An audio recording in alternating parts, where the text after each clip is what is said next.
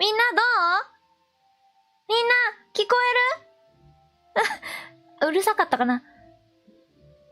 みんな聞こえますか？聞こえてる？怖っ。大丈夫かな？和骨みんな和骨聞こえた？あ、オッケー、オッケー、よかったー。よかった。あ、みんなありがとう。ありがとう。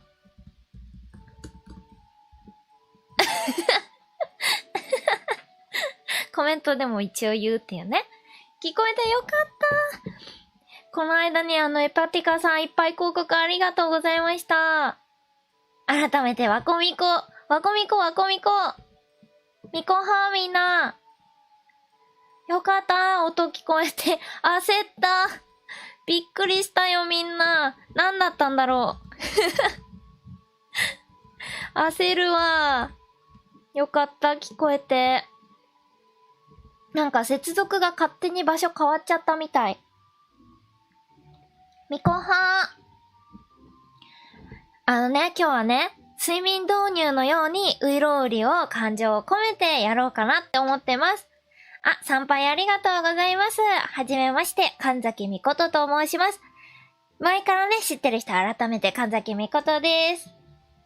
15歳の高校1年生です。今日はね、ういろうりをやりたいと思うんですけど、今ね、音が出ない問題が発生して今やっと解決したので、これからやっていこうと思います。その前にさ、みんなちょっと聞いててほしいんだ。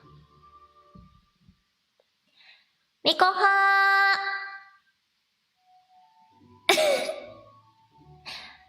みこはーわこみこエコーかけられるようになりました。あ、わこっつです。みことさんエコーかけられるようになったのでエゴかかってるよね多分ね。めっちゃエコー。あ、こんばんは。はじめまして。あ、ガブさん、はじめまして。いや、でもツイッターで会ってるガブさんだと思うんだよな。エコー切るわ。はいわこつ、宮本さんわこつです。ガブさん、参拝ありがとうございます。ではね、ういろうりやってこうと思います。寝なくてもいいし、寝てもいいし。でも、ういろうりってなんかこれで芸風が増えますな。そうだろもうエコーかけられるの嬉しすぎて何でもかんでもエコーかけちゃうかもしれない。ではね、早速色をやってこうかなって思うわけですよ。いやー。ごめんね、今日ちょっとね、ドタバタしててさ、限界までちょっと部活で踊ってたら、自習してたら、間に合わなくなっちゃった。あ！ YouTube の方もありがとうございます。ちょこーんと。白狐さんみこさんみことと一緒みこさん、こんばんは。あ、おしみさんもこんばんは。はじめまして。配信初めてありがとうございます、みんな。にがわらさんもありがとうございます。すいませんね、本当にドタバタしちゃって。じゃあ、早速、ういろうに移りたいと思います。みことさんはですね、Twitter もやってるし、YouTube もニコニコもあるので、ぜひ皆さん、フォローお願いします。ういろうね、説明しようと思ったからわかりやすく、わかりやすくセリフ出しとこうかなって思ったんですけど、すいません、時間がなくて出せませんでした。なので、みことの滑舌の良さでみんなにお届けしようと思います。聞こえなかったら、おいお前聞こえないぞって言ってね。いやー、あとね、今気がついたんだけど、ちゃんと今日コメントビューアーがニコニコも腰つべのコメントもどっちも拾ってくれてて、とってもみこと嬉しいっていうね。はい。無駄話はこんくらいにしてやりたいと思います。あ、でも言ってういろうりって本当に喜怒哀楽っていうかなんだろう。なんか、トーンの上がり下がりとか抑揚の上がり下がりが激しいから、マジで睡眠導入向いてないと思ったんだけど、今後ね、睡眠導入動画をね、朗読ですね。朗読の動画を上げるにあたって練習も兼ねてういろうりを極めようということなので、皆さんぜひ応援しててください。あ、萌香さん広告ありがとうございます。よしよしよし。いや、まずね、ういろうりが何かっていうと、ういろうりは、声優さんとかが、養成所とか専門学校で必ずと言っていいほど習う歌舞伎？大元は確か歌舞伎なんですけど、滑舌練習として、有名なものになります。羅生門楽しみ。絶対寝れないからね。はい。でね、この滑舌練習も兼ねてるので、なんか結構ね、意味わからないところとかあるんですよ。で、みこともなんかネットとかの情報を見て、なんか自分なりの解釈をしただけなので、間違ってるところもあるし、人によってね、解釈変わってきたりもするんで、そこは皆さん好きに楽しんでいただけたらなと思います。でね、結構ね、それを教わる先生だとか、ネットとかにそのウイローの台本を載せる人によって、ルビの振り方、振り仮名の振り方が結構全然違うので、自分の知ってるウイローと違う可能性もあるので、そこもご了承ください。はい、じゃあ、歌舞伎なのでね、元がね。お、みつるぎさん、わこみこです。やりますか。これ段落、有名なところ、段落1、2、3、4、5、5まであるので、1段落ずつやって、最後にフルで通す、みたいな感じでやりたいなと思います。放送はね、1時間半を予定してますが、もし気づかぬうちに伸びてもいいように自動延長機能をつけております。はい。それでは、わいわいわい、いくよー。ういろうり。拙者親方と申すはお立ち会いのうちにご存知のお方もござりましょうが、お江戸を立って20より上方、総州小田原一色町を過ぎなされて青物町を上りへおいでなされれば、欄干橋虎屋東右衛門ただいまは剃髪いたして遠斎と名乗りまする。元朝より大坪森までお手に入れまするこの薬は、昔、陳の国の当人、ウイローという人我が町へ来たり、帝へ三代の折からこの薬を深く込め置き、用いるときは一粒ずつ、冠の隙間より取り出す。よってその名を帝より、東鎮香と賜る。すなわち文字には、いただき、すく、匂いと書いて東鎮香と申す。ただいまはこの薬ことのほか世上に広まり、方々に偽看板をいだし、いや小田原の灰田原の三田原の隅田原のといろいろに申せども、ひらがなをもってういろうと記せしは親方遠斎ばかり。もしやお立ち会いのうちに熱海か遠野沢へ同時においでなさるか、または伊勢山宮の折からは必ず角違いなされまするな。お登りならば右の方。お下りなれば左側、八方が八つ宗、表が三つ宗、玉堂作り。ハフには菊に霧の塔の御門をご赦免あって、経緯ず正しき薬でござる。ここまでが第一段落ですね。今日めちゃめちゃ滑舌の調子いい気がするんだけど、みんなどうてか、睡眠導入とか言いつつみんなにどうとか聞いちゃったら寝れないじゃんね。いいや、寝かせる気はない。矛盾。みんなパチパチありがとう。パチパチパチパチパチ。いいねいいね、ありがとう。ごめんなさい。コップをガンってぶつけてしまった。宮野さんパチパチギフトありがとう。これね、段落1を軽く説明すると、結構さ、みんな気になってると思うんだけど、拙者親方と申すわっていう発音、なんか、おかしくねって思う人結構いると思うんですよ。エパテカさん、パチパチギフトありがとうございます。これ、なんで拙者親方とってなるか。普通だったら拙者親方と申すわってなるんじゃないのって思う方結構いらっしゃると思うんですけど、ここ、なんかみことの声優のね、勉強してるお友達もいるんですよ。そのお友達に聞いた話なんですけど、ここは、拙者って自分のことを指すんですけど、これ自分が親方なんじゃなくて、なんか、自分の親方さんのことを紹介するセリフなんですよ。だから、拙者の親方のを入れると拙者の親方になるんですよ。だから、拙者親方と申すわ。のを省いて拙者親方と申すわっていうイントネーションが正しいらしいですよ。っていうね、豆知識。豆知識。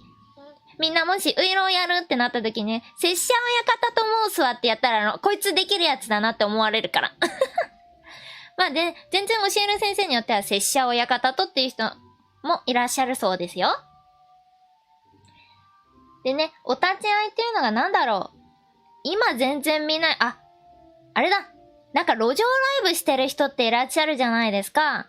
路上ライブが昔は、路上ライブじゃなくてなんか普通に立って、さあさあみんな寄ってらっしゃい、見てらっしゃい、この薬どうみたいな。演説でもない？もうわかった。国会議員になりたい人たち。衆議院選挙、参議院選挙、市区町村知事とか、都知事とか県庁知事、なんて落ち着くんだ、みことさん。なるほど、でしょ？びっくりでしょ？ごめんね、荒ぶっちゃった。なんか、演説するみたいな、そこに来てくれたって感じ。そこに来てるうちに、まあ、知ってる方もいるでしょうけど、なんか、お江戸？まあ、昔の話だから、江戸立って、20里離れたらどこまで行くかっていうのはちょっとわからないんですけど、まあ、20里先の方。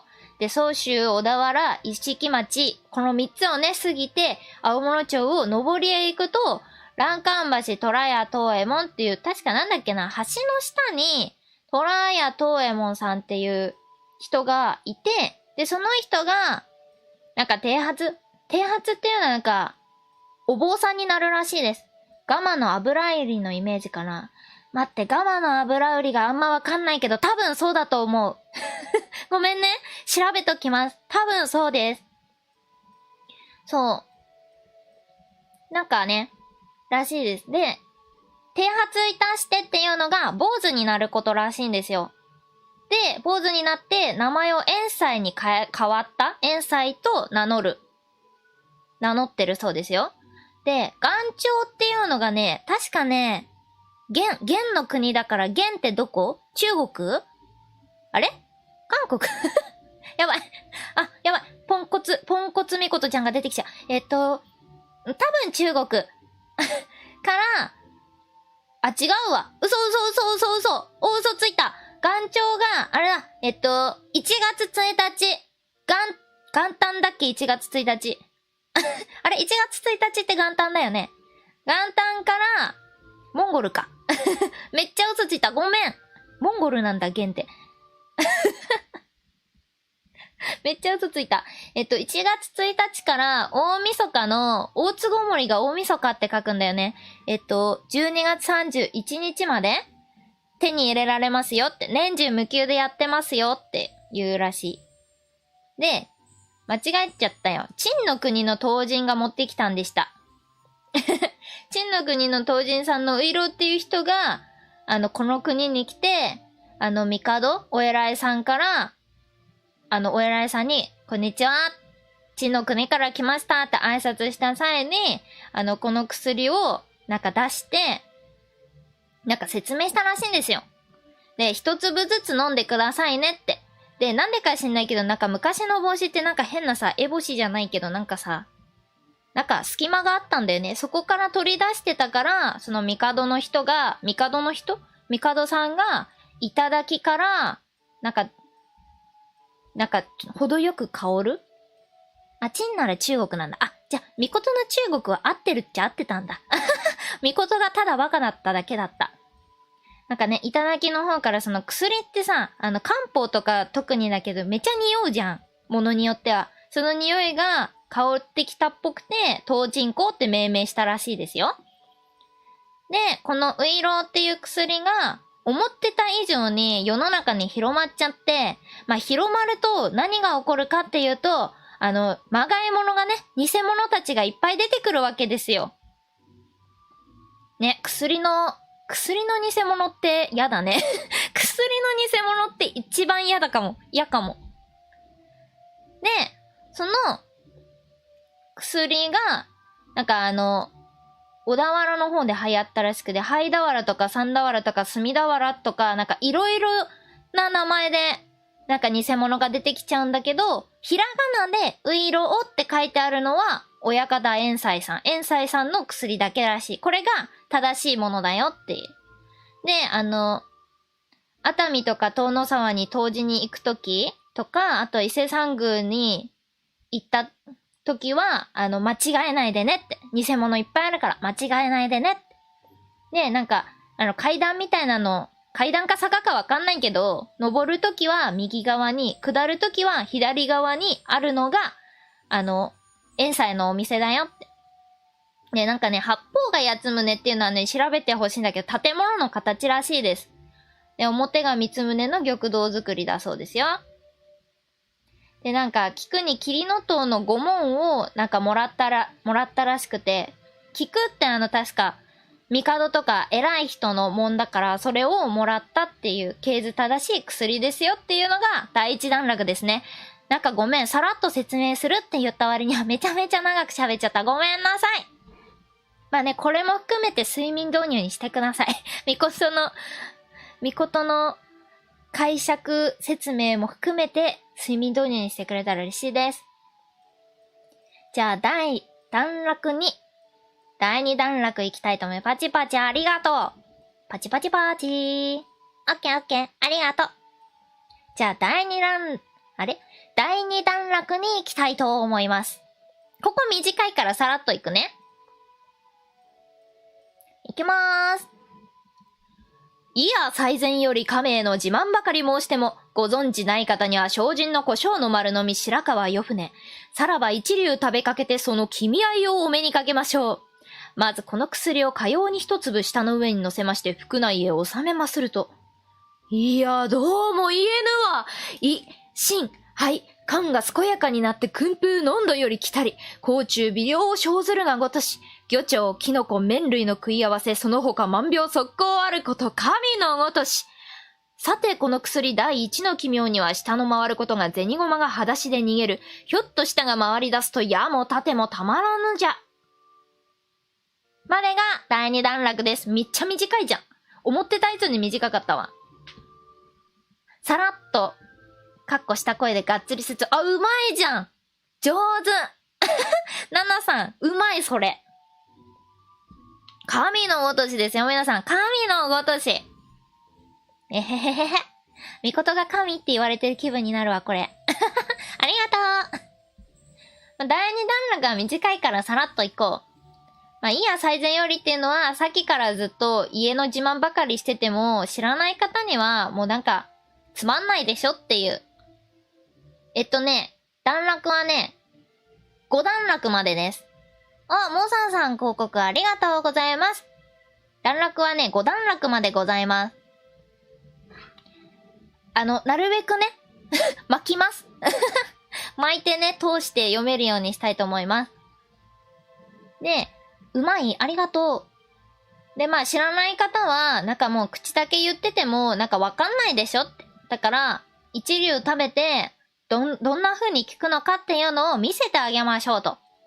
で、この薬をね、一粒舌の上に乗せて飲み込むと、いやー、なんとも言えないけど、胃と、心と、肺と、肝臓？肝だから肝臓だよね。が、なんか健やかになって、なんか訓風濃度より来たりっていうのはなんだろう。爽やかな風が吹く的な？爽やかな風が吹く感じがして、なんか口の中がめっちゃ爽やかになったよ、みたいな。で、魚鳥っていうのが魚さんとか、鶏肉さんとか。で、キノコと麺類。まあこれさ、同時に食べたらめちゃめちゃ食い合わせ悪いじゃん。絶対胃もたれするじゃん？でも、それをやっても大丈夫って。それをやっても大丈夫っていう、そもそもやるなって話なんだけど、まあそこは、まあ物語だから、まあ置いといて。キシリトールかな。キシリトールかもしれない。キシリトールウイローかもしれん。で、まあそれ以外にも、どんな万病、どんな病気も速攻で治っちゃうから、もう神様みたい。で、この薬、なんか一つ不思議なことがあって、まあ、こっからは、実際の薬の効果っていうよりかは、滑舌練習ってか、歌舞伎で、これあれなんですよ。さっき言った演説みたいな感じをしてる時のセリフなんですね。実際の歌舞伎だと。なんか、大道演説っていうの？あれ？路上演説かな？まあ、薬の反則を路上でしてる時のセリフ、これ先に言わなきゃダメなやつじゃん。これ薬の説明ってか薬の反則を路上でしてるって思ってください。なんかこっからは、なんかみんなが聞いてて面白楽しくなるように、まあ実際の薬の効果もっていうよりかは、ユーモアですね。ユーモアですね。で、まあ奇妙な、マジです。なんですよ。キシリトールですよ。で、なんかね、舌がね、よく動くと。なんか、銭駒が裸足握るはちょっと調べてもよく意味わかんなかったんで、まあなんとなく駒がくるんくるんくるんくるん回ってピヨーンってなるんかなっていう勝手なイメージです。でね、舌が回り出すと、矢も盾も、なんか、矢も追いつけなければ、矢のいる速度よりも速いし、盾ももう、盾構える時間もないからピューンっていくよっていう意味です。第2段落以上。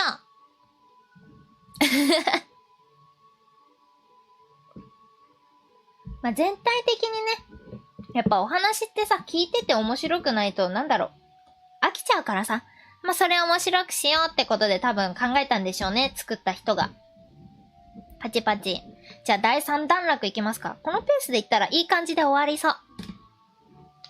こっからはね、ちょっと大変なんですけど、みんな、みことのことを応援してて、こっから大変だから。よし。それじゃあ行くよ。そりゃそりゃそらそりゃ回ってきた回ってくるはあわやこうさたらな絶に影差し音浜の二つは真の慶獣会合爽やかに赤沙汰な浜やらはおこそとのほもよろを一つへぎへぎにへぎほしはじかみぼん豆ぼん米ぼんごぼうつみたでつみ豆つみ残暑諸社山のさそうじょう小米の生紙小米の生紙こんこ米の小生紙シュスヒジュスシュスシュチン親も貨幣子も貨幣親貨幣子貨幣子貨幣親貨幣古栗の木の古切り口甘がっぱか番がっぱか貴様のキャハンもかあぎゃはん我らがキャハンもかんやはん。しっかわばかものしっぽころびを見張り張りながにちょっとぬうてちょっとぶんだせ河原なでしこの関地区。野良如来野良如来みのら如来にむのら如来。一寸先のおこぼときにおけつまずキャルな細溝に土壌におろり。今日の生だらなら生まなちょっと四五巻目。お茶たちょ茶たちょチャットたちょ茶たちょ青だけ茶せんだお茶チャットだ茶。噛みましたね。噛んじゃいましたね。みんな、今から10秒前の記憶全部忘れて。思い出しちゃダメだよ。みんなは今、みことが噛んだところなんて聞いてなかった、見てなかった。みんな、記憶をすり替えて。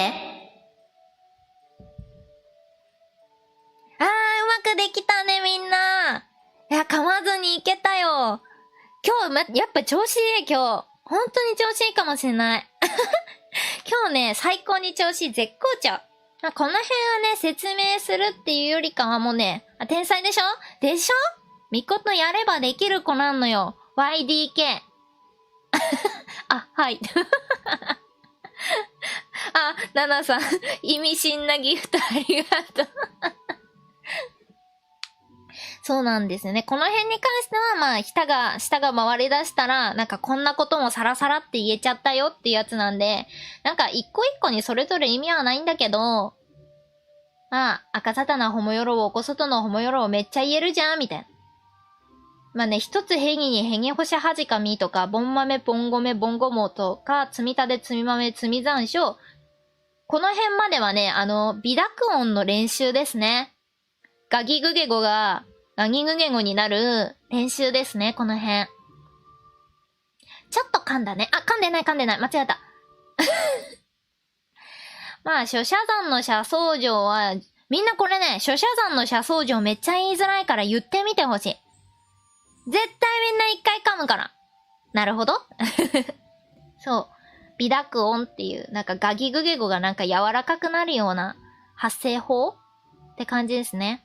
あって。そうなんですよ。で、小米の生紙、小米の生紙。この辺もね、微濁音ですね。小米の生紙。まあ、微濁音とかはね、詳しく知りたい方は、ぜひググってください。多分すぐ出てくる。で、主数、非主数、主数、主鎮は、ここ無声音の練習なんですよね。主数。まあ、無声音は、マイク乗るかわかんないから、マイク寄るけど、さしすせそ。あ、さしすせそ。明日噛まずに唇噛んだ。それはお大事にして。聞こえた今みんな、さしすせそって言ったの。あ、かわいいの？ありがとう。なんか喉触って喋った時に、喉が振動しない音？それが無声音。さしすせそ、作業とか、あと、は行とかによく使う。は行ってか、ひだけど。あれ？ひってなるっけ？あ、まあ、その辺は置いといて。さしすせそ全部無声音とは言わないんだけどね。こういう文になった時に。まあ、無声音もね、ぜひググってください。なるほど。なんかみんながなるほどって言ってくれると、いつもみんなに助けられてばっかだけど、なんかみんなに教えてる気がして楽しいわ。で、親も貨幣、子も貨幣は置いといて、古切り抜きの古切り口も無声音なんだよね。甘がっぱ、番がっぱは、微濁音。まあ、この辺はね、そんな感じで微濁音と無声音の練習にぴったりな文言がめちゃめちゃいっぱい入ってるって感じですね。ええって言われちゃった。そうだよ、みことさんいつも配信だとみんなに頼りっぱなしだけどね、今日くらいはね、みんなの先生になってみんなにね、ういろうりってものを教えたいと思いますよ。まあ、なんだろう、素人の知識だからめっちゃプロからしたら、あれかもしれないけど、それなりにね、ネットとかで調べたり自分で考察して、それなりにちゃんと解釈はしてるつもりなんですけど、多分、そこまで間違ってはないと思う。まあね、解釈なんてね、人それぞれだから、みんないろんな解釈してね。じゃあ第4段落、噛んだ。見てるよ。ありがとう。第4段落行こっかな。第4段落も、さっきの滑舌系の続きですね。ここが一番しんどいよ、みんな。いくね。来るは来るは何が来る荒野の山のおこけら小僧、たぬき100匹、箸100膳、天目100杯、棒800本。ブグバグ、ブグバグ、ミブグバグ、合わせてブグバグ、ムブグバグ。キククリ、キククリ、ミキククリ、合わせてキククリ、ムキククリ。麦ゴミ、麦ゴミ、ミ麦ゴミ、合わせて麦ゴミ、ム麦ゴミ。あのなぎしの長なぎなたはたが長なぎなたぞ。向こうのごま柄は絵のごま柄か孫ま柄か。あれこそ本の孫ま柄。ガラピーガラピー風車。おきゃがれこぼし、おきゃがれこぼうし、ゆんべもこぼしてまたこぼした。タープポポタープポポ、チリからチリからつったっぽ。ターポタッポ、ヒーダーコ。落ちたら煮てこう、煮ても焼いても食われぬものは、五徳鉄球、金熊同時に石熊石持ち、虎熊虎キス。中にも当時の羅生門には茨城当時がうねぐりゴンゴを掴んでおむしゃるかの来光の膝元さらず。はい。第4段落以上。ここみんなしんどいよ。ぜひ、ういろの台本調べてやってみてほしいけど、ここむずいよ。純粋にむずいんだ、ここ。神ありがとう。もうみんなはね、何やっても褒めてくれるから、なんて優しい人たちなんでしょう。皆様は天使ですか？天使なの？みんなありがとう。で、これは、最初の方は、微濁音とか無声音の練習。はいって言ってる。みんな天使だって。この辺さ、キククリとか、キククリとか、この辺はもうめっちゃ無声音だし、ブグバグと麦ゴミはもう完璧微濁音だし、もうね、ここら辺はね、言いづらさのオンパレードなの、本当にね。でもね、ここ大好きなんだけど、タッポポタッポポ、チリからチリからつったぽタッポタッポ、ヒーダーコのくだりはね、めっちゃ好き。なんか楽しい。タポタポ、ひだこ。ここめっちゃ楽しいんだよね。まあでもね、それぞれ一応ちゃんと意味はあるみたいなんだけどね。なんか、絵のごまがらか、まごまがらか。あれこそほんのまごまがらとか、ちゃんとね、そういう食材がちゃんとある。わかる。楽しいよね、ここね。あとね、最後の方、第4段落の、眠くならない問題。ごめん。もうね、睡眠導入に関してはマジで、タポタポ。絶対ね、ウイロ向いてないんだけど、まあワンチャンね、ワンチャン繋げてやった時は眠れるかもしれないと思って。なんか念のためハテナにしたのはそうなんですよ。寝れないかもしれないから。だってみことお話もしたいから、ね、なので、ちょっとここで別話になっちゃうんですけど、みこと朗読するって言ったじゃないですか。朗読するときは、配信って形じゃなくて、動画投稿にしたいと思います。激しい話を読む予定はないので、まあみことが読んでるものを聞いてね、睡眠導入、それこそ睡眠導入動画になったらいいなって思うので、普通に動画として、まあ10分、20分くらいかな。みんなってどんくらいで寝ちゃうんだろう ?30 分くらい？まあ10分から30分くらいの1本の動画にして、動画投稿って形で朗読はやりたいと思います。で、配信でも見たいっていう声が結構あるようだったら、配信しようかなって形に、配信しようかなって思ってるので、ぜひぜひ、みんな、動画、なるべくすぐ上げられるように頑張るので、12月中に1本は上げたいなって思うので、一番最初の作品は童話を予定しております。童話くらいだったら1冊読んじゃうかもしれないけど。みんな楽しみにしててね。あとね、羅生門って声があったんで、羅生門も頑張ってやりたいと思います。絶対寝れないと思うけど。羅生門とウイローは絶対寝れないと思う。まあいいや。で、第4段落の、やったぜ、いいね、楽しみ、ありがとう。やったー、ウェーイ。動画ならみんな好きな時に見れるかなと思って。今日の眠くならない問題に関しては、ちゃんと睡眠導入はて何してるから許してほしいです。でね、最後のね、茨城、当時の羅生門っていうのは、ここにも羅生門一応出てくるんだよね。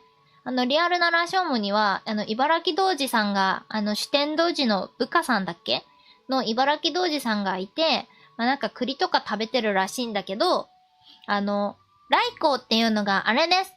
なんか、四天童子で、あれ茨城童子だっけ茨城童子か四天童子だか、ちょっとどっちか忘れちゃったんですけど、を退治した、有名な人なんですよ。源の、頼光さんだったっけかな源の、頼光さんそんな人いた確か頼光さんのことを別名で来光って呼ばれてて、まあ、その人もまあ知らなかったよっていう。っていうのが第4段落の終わりですね。源頼光、合ってるっぽい。よかった。でね、この後にね、ちょっとね、つながる部分があるので、やっちゃおうかなって思います。段落5行きたいと思います。最後ですよ、皆さん。この後ちゃんとみんなが寝れるように、フルで、みことが一切喋らず通したいと思いますので。FGO に出てきた。出てくるんだ。じゃあ、第5段落いきまーす。船金柑椎茸定めて五反なそば切りそうめんうどんかぐどんなこしんぼち。戸棚の小下の小桶に小味噌がこあるぞこしゃくしこもってこすくってこよこせ。おっとガテンだ心得田んぼの川崎神奈川ほのがや戸塚は走って行けば焼いとをすりむく三里ばかりか。藤沢平塚おお忙しや小磯の地区を七つ置きして蒼天ソースを総州小田原東鎮港。隠れござらぬ汽船軍樹の花の江戸の花ういろう。あれあの花を見てお心をおやわらぎゃっという産のはうこに至るまで。このウイローのご評判ご存じないとは申され前々つぶり。角出せ棒眉に。うすー。きねー。すり鉢、バチバチガラガラガラッと、羽目を外して今日おいでのいずれも様に、あげねばならぬ、売らねばならぬと生きせ引っ張り、東方世界の薬の元締め薬師如来も昇蘭あれと頬敬って、ういろうはいらっしゃりませぬか？はい、ういろう終わりです。第5段落終わり。第5段落は比較的やりやすい。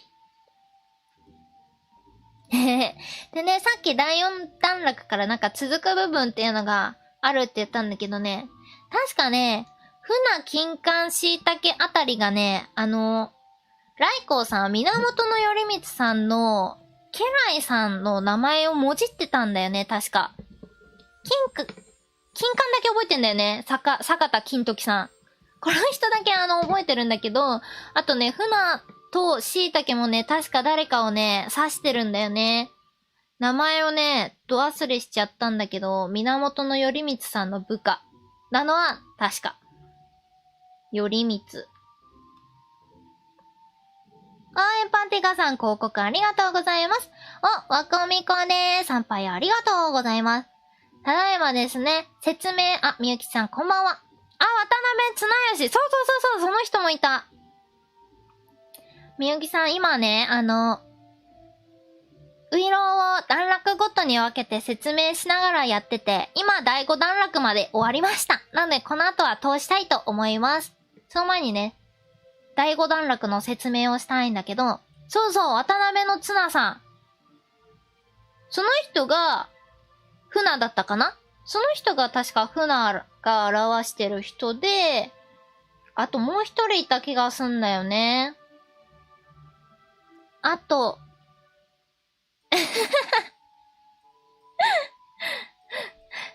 予測変換含め、基地はどっからだ？上がらん。わかんない。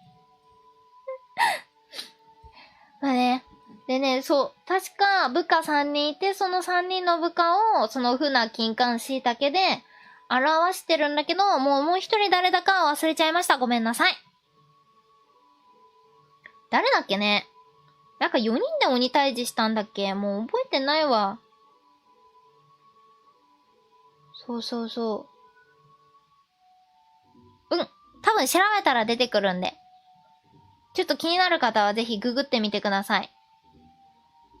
臼井貞光。そんな人だったっけ？待って、そんな人だったっけ？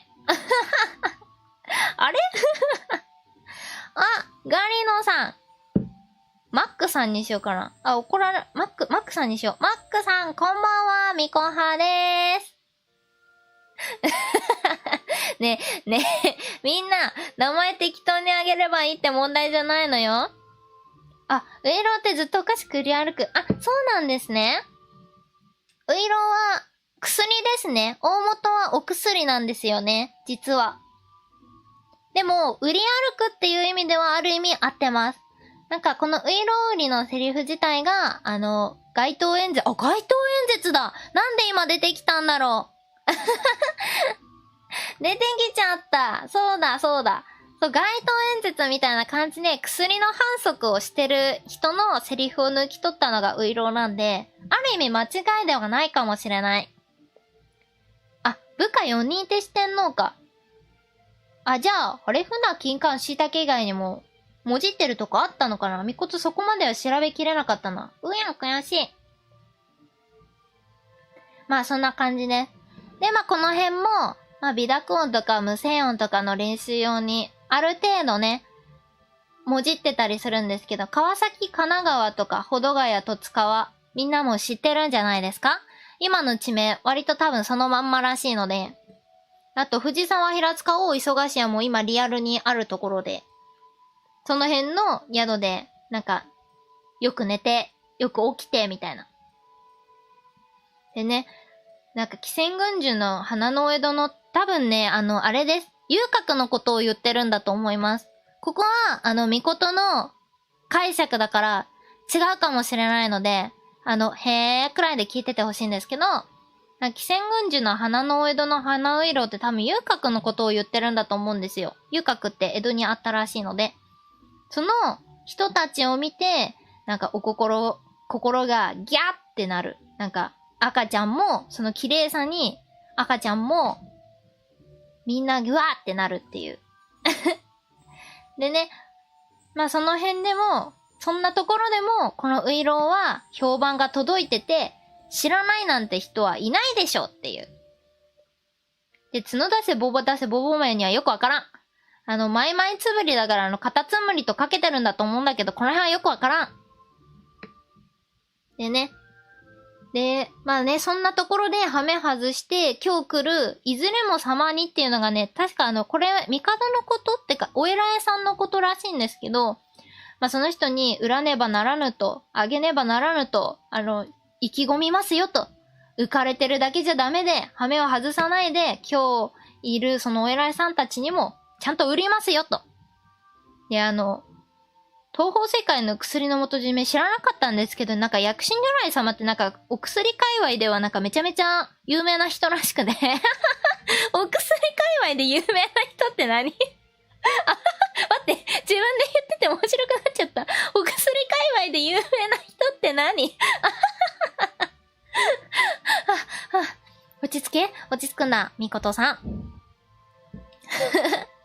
では、その薬師如来も、まあ一度見てみなさいと、称えてくれてて、まあそんな薬はいりませんかっていうのが、このウイロウリのお話ですね。なんか、ちょっと説明下手だったかもしんないけど、なんとなく、こんな感じです。うまく説明できたかな？なるほどって結構みんな言ってくれてるから、分かってくれたら嬉しいな。まあ要は、薬売るときのセリフです。要約すると薬売るときのセリフです。ほっこり。これからはね、ちょっと睡眠導入行く前に、まずタイムアタックを1回だけしたいと思いまして。これ、第1段落から第5段落まで、なんか5分で言うのがベストらしいんですよ。なんで、5分で言えるかなチャレンジをした後に、もう一回真心込めて丁寧に読みたいと思います。なんで一旦タイムアタックさせてください。ここもね、ちゃんと感情込めて読みますので、そこは安心してください。こっからは皆さん、ワンチャン睡眠導入です。ワンチャンね。ワンチャンですよ。ワンワン。よし、やるか。5分タイムアタック。まあ、ある意味 RTA だよね。今日何してた急に今日何してたって来た。今日はめっちゃ部活で踊ってた。ちょっとウイロー睡眠導入にならないかもしんないから、ガチで睡眠導入できるおすすめの曲だけ紹介しときたいと思います。みんな YouTube、ニコニコにあるのかわかんないから、YouTube 持ってる方は YouTube で検索してほしいんですけど、サムウェアっていう英語の曲？スペルわかるかな？サムウェア？違う。サムウェア。なんか違う。スペルがわかりません。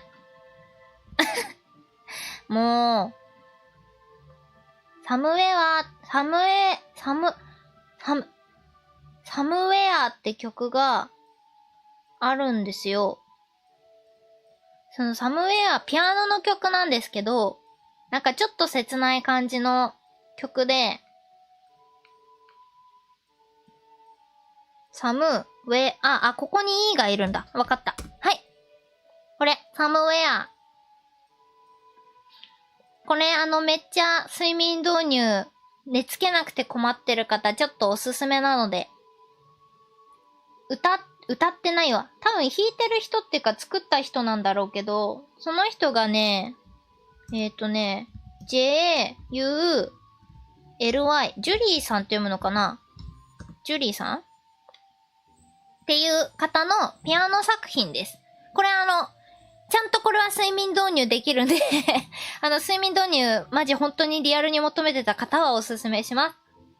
なんでこの曲知ってるかっていうとダンス部で踊ってるんですけど、この曲で。っていうね、ちょっと、緩和球大ならぬ、みことのプチおすすめ雑談コーナーでした。イエーイ。よし !RTA しよう。みんなが寝れる RTA。51分になったらスタートします。56分までに言えるかなっていう。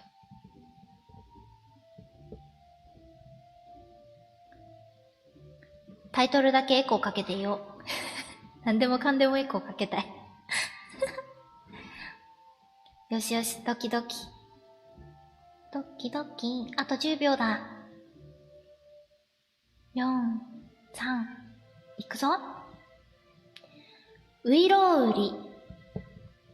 拙者親方と申すはお立ち会いのうちにご存知のお方もござりましょうが、お江戸を立って20里上方、総州小田原一色町を過ぎなされて青物町を上りへおいでなさるれば、欄干橋虎屋東右衛門ただいまは剃髪いたして遠斎と名乗りまする。元朝より大津ごもりまでお手に入れまするこの薬は、昔、陳の国の当人、ういろうという人我が町へ来たり、帝へ三代の折からこの薬を深く米置き、持ち得るときは一粒ずつ冠の隙間より取り出す。よってその名を東鎮香と賜る。すなわち文字には、いただきすく、匂いと書いて東鎮香と申す。ただいまはこの薬ことのほか世上に広まり方々に偽看板をいだし、いや小田原の灰俵の三俵の隅俵のといろいろに申せども、ひらがなをもってういろうと知るせしは親方遠斎ばかり。もしやお立ち会いのうちに熱海か遠野沢へ同時においでなさるか、または伊勢山宮の折からは必ず形違いなされまするな。お登りならば右の肩、お下りなれば左側、八方が八つ胸、表が三つ胸、玉堂作り、ハフには菊に桐の塔の御門をご斜面あって、経図正しき薬でござる。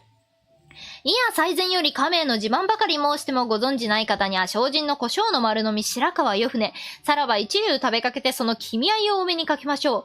まずこの薬をかように一粒下の上に乗せまして腹内へ収めますると、いやどうも言えぬわ。はい。肝が健やかになり、訓風飲んだより来たり、甲虫微量生ずるがごとし、魚腸、キノコ、麺類の食い合わせ、その他万病速攻あること、神のごとし。さてこの薬第一の奇妙には下の回ることが銭駒が裸足で逃げる。ひょっと下が回り出すと矢も盾もたまらぬじゃ。そりゃ回ってきた回ってくるわ。あわやこうさたらな絶に影差し音浜の二つは真の慶獣会合爽やかに。赤砂糖の浜やろはおこそともほもよろを、一つへぎにへぎ干しはじかみ、ぼん豆ぼん米ぼんごぼう、つみたでつみ豆つみ残暑諸社山の車相乗。小米の生紙、小米の生紙、こんこ米の小生紙、シュス、ヒジュス、シュス、シュチン。親も貨幣、子も貨幣、親貨幣、子貨幣、子貨幣、親貨幣、古栗の木の古切り口。甘がっぱか番がっぱか貴様のキャハンもカーニャハン、我らがキャハンもカーニャハン。しっかわばかまのしっぽころびを見張り張りながにちょっとぬうてちょっとぶんだせ、河原なでしこの関地区。野良如来、みのら如来にも野良如来。一寸先のおこぼとけにおけつまずきゃるな、細溝に土壌におろり。今日の生だらなら生まながつをちょっと四五貫目。お茶たちゅ茶たちょ、チャッとたちゅ茶たちょ、青竹茶せんでお茶チャッとたちゃ。来るは何が来る荒野の山のおこけら小僧、たぬき100匹、箸100膳、天目100杯、棒800本。ブグバグ、ミブグバグ、合わせてブグバグ、ムブグバグ。キククリ、ミキククリ、合わせてキククリ、ムキククリ。麦ゴミ、ミ麦ゴミ、合わせて麦ゴミ、ム麦ゴミ。あのなぎしの長なぎなたはたが長なぎなたぞ。向こうのごまがらは絵のごまがらか、まごまがらか。あれこそ本のまごまがら。ガラピー、風車、おきゃがれこぼし、ゆんべもこぼしてまたこぼした。タープポポ、チリからつったっぽ、ターポタッポ、ヒーダーコ。落ちたら煮てこう、煮ても焼いても食われぬものは、五徳鉄球、金熊同時に石熊、石持、虎熊、虎キス。中にも当時の羅生門には茨城同時が腕ぐりゴンゴを掴んでおむしゃるかの来光の膝元さらず。船金柑椎茸定めてごたんなそば切りそうめんうどんかぐどんなこしんぼち。小棚の小下の小桶に小味噌がこわるぞこしゃくしこもってこすくってこよこせ。おっとがてんだ心得田んぼの川崎神奈川保土ヶ谷戸塚は走って行けば焼いとをすりむく三里ばかりか。藤沢平塚大忙しや小磯の宿を七つ置きして蒼天早々総州小田原東鎮港。隠れござらぬ汽船軍樹の花の江戸の花ういろ。あれあの花を見てお心をやわらぎゃっという産語ハウコに至るまで、このういろのご評判ご存じないとは申されまいまいつぶり。角出せ棒出せぼうぼう眉に。うす、きねえ、すりばち、バチバチ、ガラガラガラっと。羽目を外して今日おいでのいずれも様に、あげねばならぬ、裏ねばならぬと生きせ、引っ張り。東方世界の薬の元締め、薬師如来も昇蘭あれと、ほほ、敬って。ウイローはいらっしゃりませぬか？ 55 分20秒。おー !5 分切れた。意外とできるもん。やったー !5 分切ったぞみんな。5分超えたら罰ゲームしようと思ってたけど、やったー !5 分切ったー。はい。はい。もうちょっとゆっくりでもよかったんだな。きっと。最初の方とかもうちょっとゆっくりでもいい感じにできたかもしれん。ちょっとね、2箇所ほど間違えたけど、プラス、間違えた分10秒したとしても20秒でしょ？ 20 秒だったから40秒だからギリ20秒間に合ってる。パチパチありがとう。やったね。寝れないってね。ごめんなさい。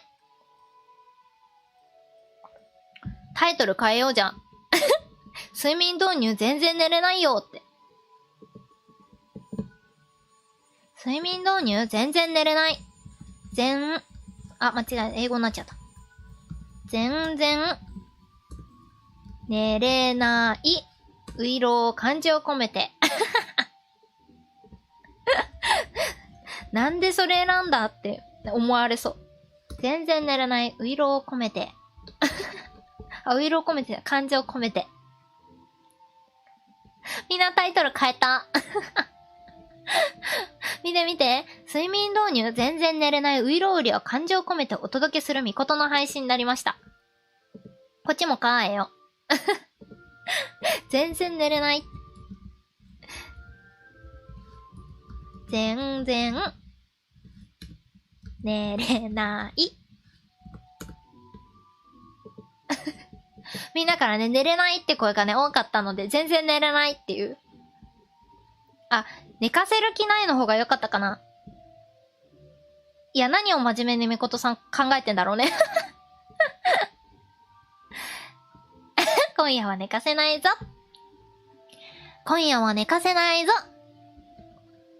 睡眠妨害それは、そこまで言っちゃうやばい、ウイロウリファンから怒られそうなんだけど、大丈夫かな。やったー。タイトル変えてきた。ありがとう。もうね、寝かせる気ないもんな。ウイロウリを選択した時点で、割とみんなのこと寝かせる気ないっていうの丸分かりだよな。知ってる人からすると。知らない人は寝ようと思ってくるかもしんないけど。よし、こっから、またごめんなさい、ぶつけちゃった。こっからは、睡眠妨害ウロウリはうますぎ。ゲロウリって読んじゃった。いや、これ読めないよ。みことも、はいって渡されたら、へって言うもん。ウイロウって言うんですかこれって言っちゃう、絶対。ね。これ、すごい謎だよね。どうしよう。30分あるけど、もうこのまま睡眠導入として、ゆっくり漢字を込めて、ウイロウリ読んで、そのまま今日おしまいみたいな。ありがとうございましたっておしまいにするか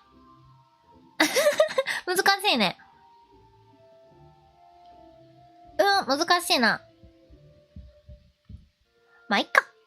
みんな、そうだよな。寝れるかわかんないもんな、これ。ゆっくり読んでも寝れるかどうかは怪しいところがある。でも、みこともこれ読み聞かせされて寝れるかって言われたら寝れない。なんで先生それ選んだのって言っちゃう、絶対。へって。いや、どうしようかなと思って。明日のね、お知らせとかもしようと思ってたから、明日ってか、明後日か。お知らせとかもしようと思ってたから、でも、このままね、最後にね、ガチのワンチャン睡眠導入できるんじゃねっていうノリで読んで、そのままみんな寝ちゃったら、みんな聞けないから、今しちゃおうかなって思ったんだけど。でも、いっかと思って、最後の例も。そうそう、ツイッターの方にね、週間スケジュールの方をね、出させていただきましたので、皆さんぜひ見てみてください。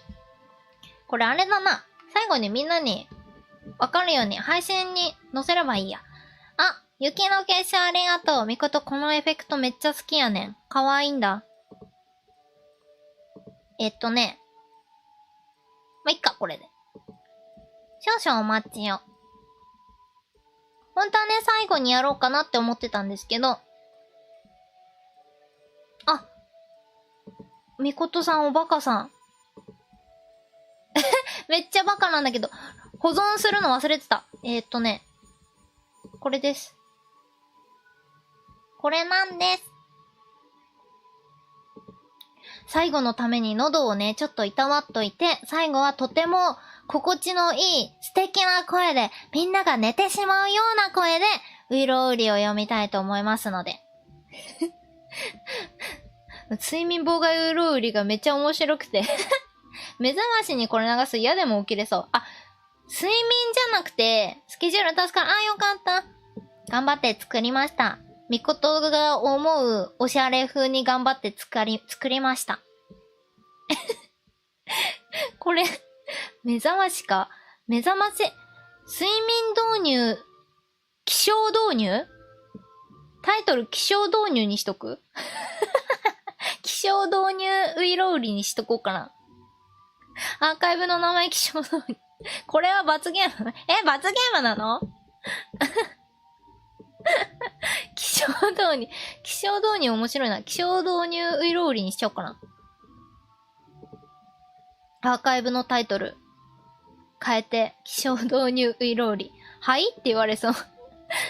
どういうことって言われそう。あ、出た。ででーん。ツイッターにあげたのとまんま一緒なんですけど、こちらですね。みことの、この後、1週間のスケジュールになります。1週間のスケジュール？あ、合ってるわ。1週間のスケジュール。月曜始まりでお届けして、あ、待って、みんな見えてない？あれ？映ってる？あ、映ってる。よかった。はい、これ。画質荒いから大丈夫だよね。よし。まあ、今日はね、29日、ウイロウリ練習配信。ワンチャン睡眠導入になるかなと思って、睡眠導入って入れさせていただきました。明日はちょっと作業させていただきたいので、お休みします。動画は上げるかもしれないので、まあ上げたら Twitter に載せます。で、12月の1日は、ちょっと内容まだ何するかは決まってないんですけど、今日と同じ10時から配信させていただきます。内容未定。あ、そう未定なの。ごめんね。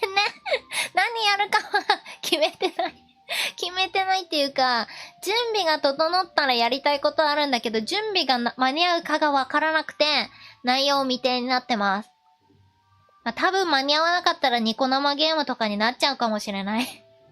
まあ、その時はミコトと一緒に遊んでください。で、2日はアーカイブをね、ポンって開けたいと思います。で、3日はね、まあおしゃべり配信という名の雑談ですよ。みんなでね、11月どんな月だったかっていうのと、12月こんな月にしたいっていうお話をしたいと思ってます。で、皆さん4日ですよ。4日、頑張って間に合わせます。新企画やります。企画っていうのかな？多分企画。頑張ります。これ、やりたいと思うので、新企画、7時から、この企画間に合ったら、やります。てか、間に合わせます。間に合わせる。で、この企画は、今後ね、ずっと続けていくものになります。今後ずっと続けていきたいと思います。まあ、どんな企画かは楽しみにしててください。で、5日はちょっとアーカイブを投稿させてください。で、ちょっとね、配信数が少ないんですけど、ちょっとみことさん今ちょうどね、冬休み前で部活動がね、めちゃめちゃ忙しいんですよ。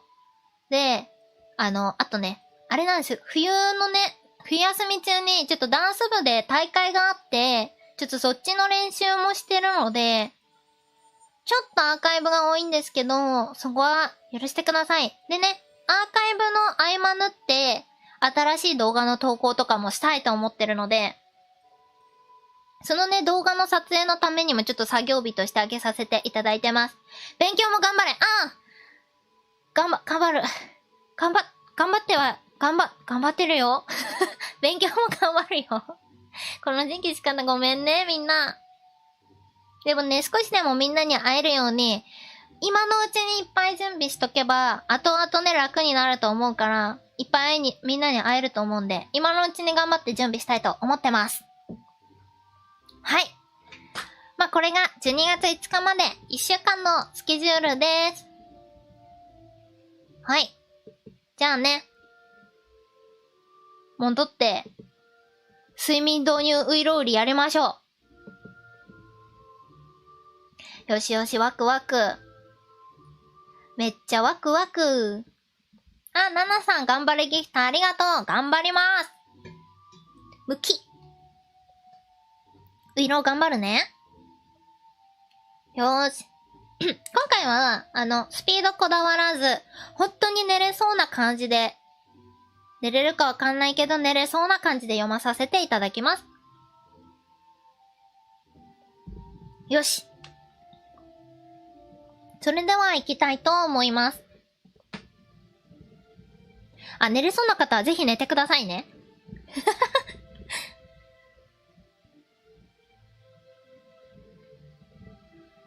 ウイロウリ。拙者親方と申すは、お立ち会いのうちにご存知のお方もござりましょうが、お江戸を立って西より上方、総州小田原石木町を過ぎなされて青物町を上りへおいでなさるれば、欄干橋虎屋東右衛門、ただいまは剃髪いたして遠斎と名乗りまする。元朝より大津ごもりまでお手に入れまするこの薬は、昔、陳の国の当人、ウイロウという人我が町へ来たり、帝へ三代の折からこの薬を深く込め置き、持ち得るときは一粒ずつ、冠の隙間より取り出す。よってその名を帝より、東鎮香と賜る。すなわち文字には、いただきすく、匂いと書いて東鎮香と申す。ただいまはこの薬ことのほか世上に広まり、方々に偽看板をいだし、いや、小田原の灰俵の三俵の隅俵のといろいろに申せども、ひらがなをもってういろうと記せしは親方遠斎ばかり。もしやお立ち会いのうちに熱海か遠野沢へ当時においでなさるか、または伊勢山宮の折からは必ず角違いなされまするな。お上りならば右の方、お下りなれば左側、八方が八つ棟、表が三つ棟、玉堂作り。ハフには菊に霧の塔の御門をご斜面あって、経図正しき薬でござる。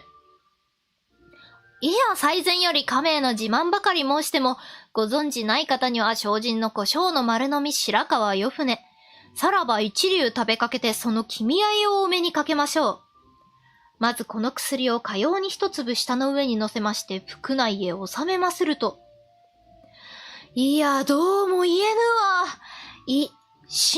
はい、肝が健やかになって訓風飲んどより来たり、甲虫微量を生ずるがごとし、魚鳥、キノコ、麺類の食い合わせ、その他万病速攻あること神のごとし。さて、この薬第一の奇妙には、下の回ることが銭駒が裸足で逃げる。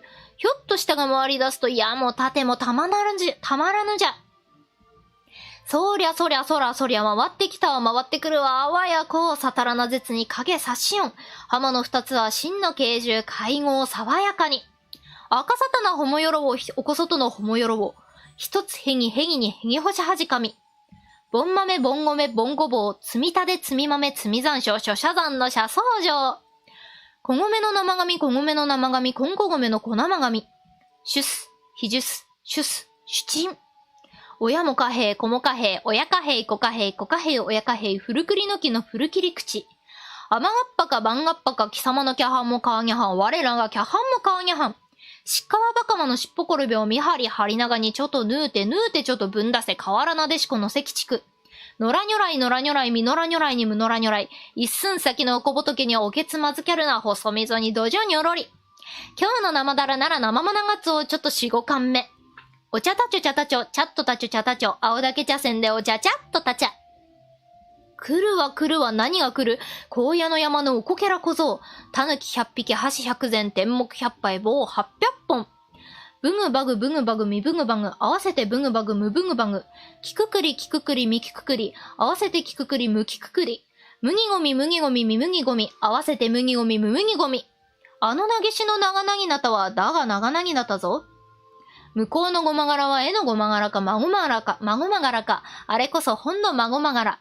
ガラピーガラピー風車、おきゃがれこぼし、おきゃがれこぼうし、ゆんべもこぼしてまたこぼした。ターポポターポポ、チリからチリからつったっぽ。ターポタッポ、ヒーダーコ。落ちたら煮てくを煮ても焼いても食われぬものは、五徳鉄球金熊同時に石熊石持虎熊虎キス。中にも当時の羅生門には茨城童子が腕ぐり言語を掴んでおむしゃるかの来光の膝元さらず。船、金柑、椎茸、定めてごたんなそば切りそうめん、うどんかぐどんなこしんぼち。小棚の小下の小桶に小味噌がこあるぞ、こしゃくしこもってこすくってこよこせ。おっと、がてんだ心得田んぼの川崎、神奈川、保土ヶ谷、戸塚は走って行けば焼いとをすりむく三里ばかりか。藤沢平塚、おー、忙しや小磯の宿を、七つ起きして蒼天早々総集、小田原東鎮港。隠れござらぬ汽船軍樹の花のお江戸の浜ういろ。あれあの花を見てお心をおやわらギャッという産子ハウコに至るまで。このういろうのご評判ご存じないとは申されまいまいつぶり。角出せ棒出せぼうぼう眉に。うすー。きねえ。すり鉢。バチバチガラガラガラッと。羽目を外して今日おいでのいずれも様に、あげねばならぬ、裏ねばならぬと、生きせえ、引っ張り。東方世界の薬の元締め、薬師如来も昇蘭あれとほほ敬って。ういろうはいらっしゃりませぬか。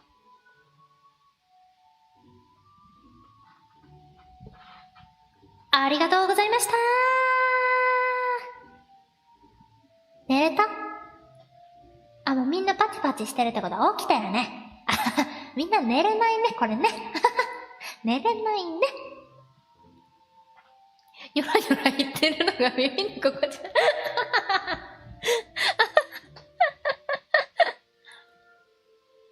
あれだね。野良如来、野良如来ね。みのら如来に無のら如来のくだりですね。一個分かったことがある。ゆっくり読むと、ゆっくり読むで、意外と難しかったです。ま、寝るためにここ来てないからね。あ、ならよかった。寝た人いた。寝た人いた、みんな。一応寝れるみたいだよ。まあね、一応ね、睡眠導入だから寝てる人もいるかもしんないので、静かにお話ししましょう。残りはね。みことさんね、この後ね、ご飯食べたいと思いますので。みんなもね、まだご飯食べてない方は、ご飯食べてください。これで寝れる人地震来ても寝れる？あ、じゃあみこと寝れるかも。みことね、でっかい地震来ても起きなかったことあるんだよね。なんで起きなかったのかって言われると、ちょっとわかんないんだけど、起きなかったことがある。でも、配信中に地震来たらちょっと怖いよね。みこと多分配信中にもし大きな地震来たら配信一旦止めると思います。多分自分がビビっちゃうから。みんなもね、地震が来た時は自分の身最優先にしてください。でもね、ちょっとまだ早いんだけど、もうね、寝た人いるかもしれないっていう望みにかけて、ぼちぼちおしまいにしようと思います。その方がいい。